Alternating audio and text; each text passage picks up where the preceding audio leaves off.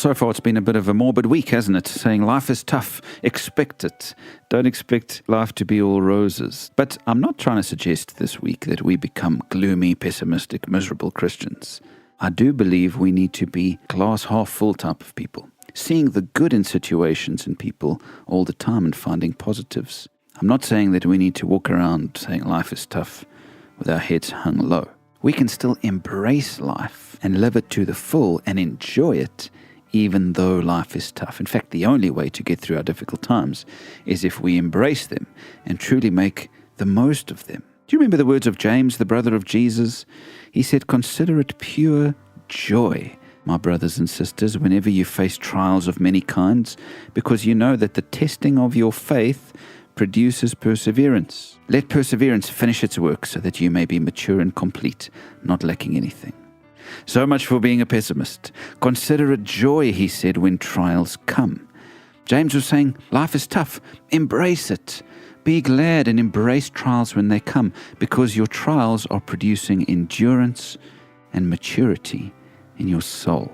You know what, friends? There's nothing more formidable than a mature Christian who has learned to endure life's tough times. A soldier was carried to the hospital, and his face was grossly disfigured from battle wounds. By the time the surgeon was through with him, his head was covered in rags, nothing but his eyes peeping through all the bandages, and a visitor said to him, "Oh, you poor boy." But he replied, "Don't pity me. Pity my buddies over there who've been hit where it doesn't show." The visitor said, "Oh, so you don't mind being disfigured?"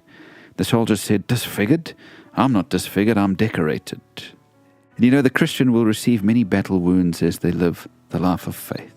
How are we going to handle them? Are we going to say, poor me, I've been hurt?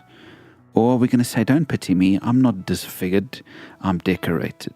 I have my battle scars and I will embrace them. There's this verse in Acts where the people of God had been flogged and beaten.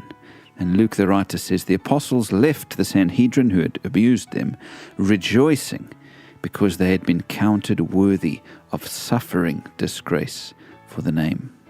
Life is tough. Embrace it. Count it joy when you get to suffer for Christ. After all, isn't that what Jesus did? Jesus didn't give up halfway up the hill to the cross.